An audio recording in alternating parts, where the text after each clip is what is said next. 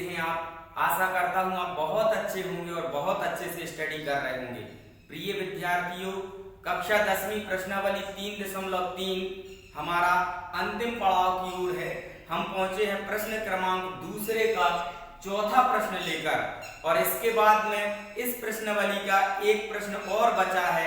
उसके बाद में ये जो हमारा तीसरा अध्याय है प्रश्नावली 3.3 का, ये जो चौथे के बाद आखिरी क्वेश्चन बचेगा, उसके बाद में ये अध्याय यहीं पर समाप्त हो जाएगा। तो आइए बेटा चलते हैं हम प्रश्नावली 3.3 के प्रश्न क्रमांक दूसरे का चौथा प्रश्न लेकर। यहाँ पर क्वेश्चन में लिखा हुआ है कि मीना 2000 रुपए निकालने के लिए एक बैंक गई। उसने खजांची से 50 रुपए तथा 100 रुपए के नोट देने के लिए कहा।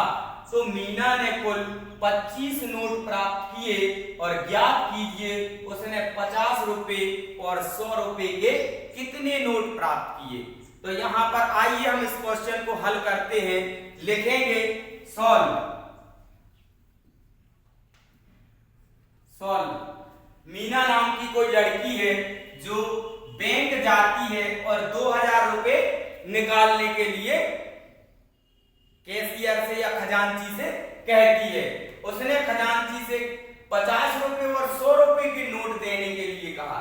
अब 2000 रुपए उसको चाहिए है, लेकिन उसने एक शर्त रखी है खजांची के पास कि सर मुझे 50 रुपए और 100 रुपए के नोट ही चाहिए है, ठीक है ना। और उसने कुल 25 नोट प्राप्त किए। खजांची ने उसको कितने नोट दिए? टोटल 25 रुपए 25 नोट दिए, 25 नोट दिए।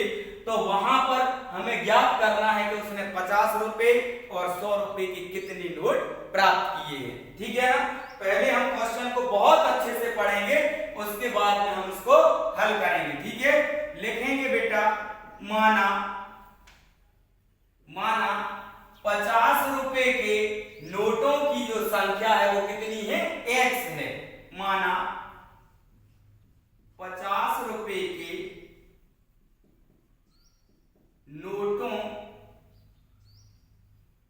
नोटों की संख्या x है, ठीक है ना। तथा 100 रुपए के नोटों की संख्या बराबर y है। हमने क्या किया?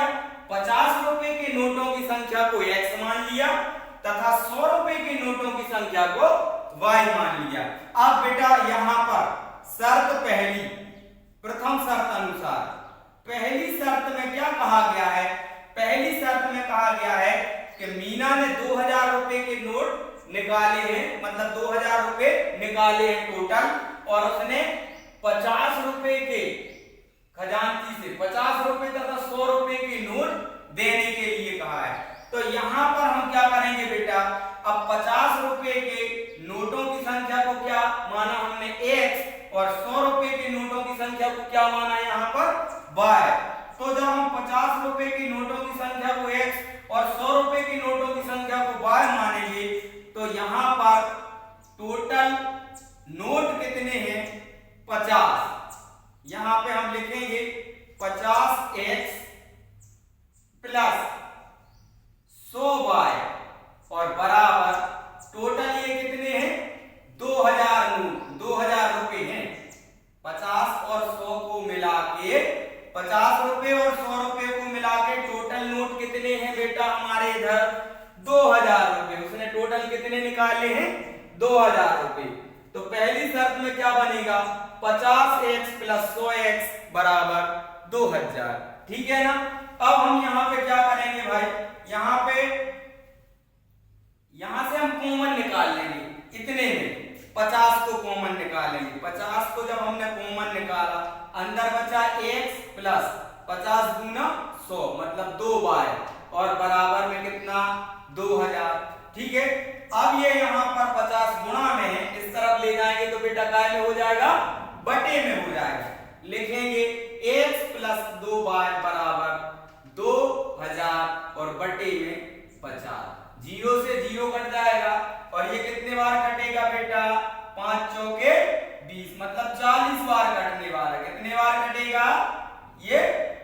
40 बार कट जाएगा। लिखेंगे इधर x plus 2y is equal to में ये आ गया हमारा 40। ठीक है ना, यहां तक आपको समझने में कोई परेशानी नहीं होगी। ये हमारा इक्वेशन नंबर फर्स्ट बनेगा बेटा।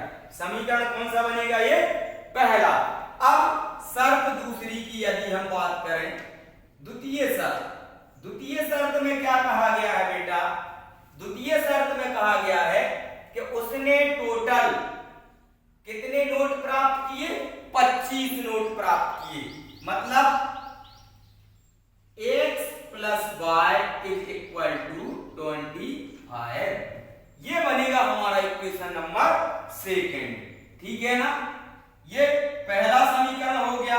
दूसरा समीकरण 1 और 2 को हम विलोपन विधि से हल कर देंगे। ठीक है ना, लिखेंगे, चलिए यहां पे हम लिखते हैं समीकरण 1 व 2 को विलोपन विधि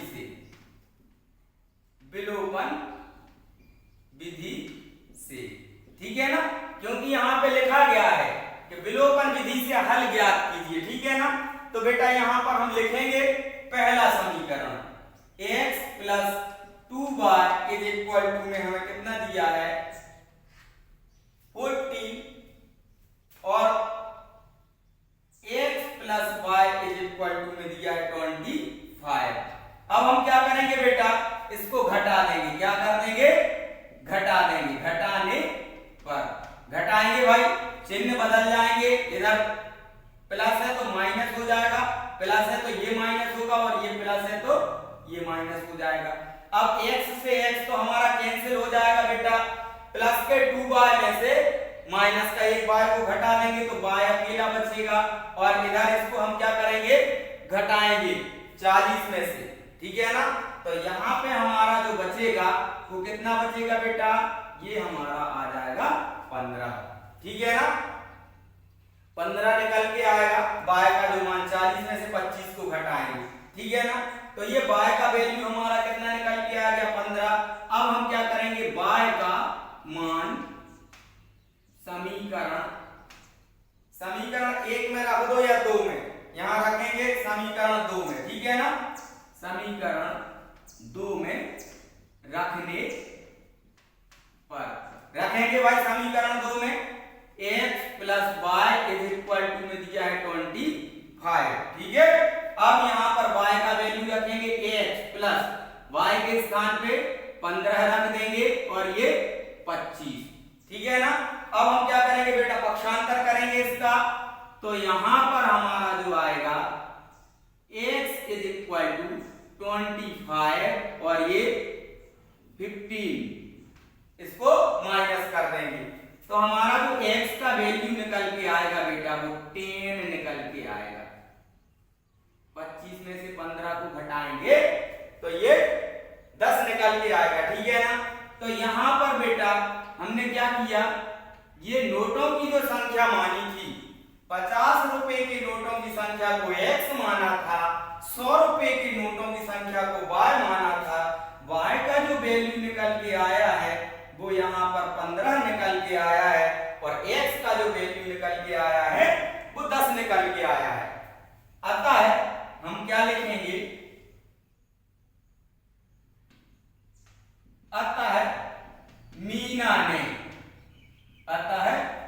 मीना ने 50 रुपए के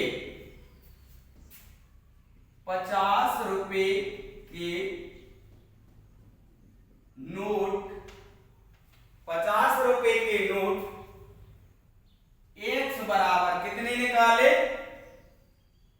10 तथा 100 रुपए के नोट y बराबर 15 निकाली। ठीक है ना, तो यहां पर बेटा ये जो चौथा क्वेश्चन था ये हमने बहुत ही आसान शब्दों में सरल तरीके से आपको यहां पर समझाने का प्रयास किया है। क्वेश्चन के बाद बेटा एक 5वें नंबर का क्वेश्चन और बचा है, वो आपके लिए HW में है, आप घर पे स्वयं करेंगे। और यहाँ पर ये अध्याय 3 का इसी क्वेश्चन के साथ में समापन होता है। मिलेंगे अगले वीडियो में बहुत जल्द, जहां पर हम चर्चा करेंगे अध्याय 4 पर द्विघात समीकरण। द्विघात समीकरण से संबंधित मैं इंट्रोडक्शन पहले आपको समझाने वाला हूं, उसके बाद में हम उसका प्रश्नावली 4.1 देखेंगे। तो बहुत जल्द मिलेंगे हम अगले नए चैप्टर के साथ, जिसका नाम है द्विघात समीकरण।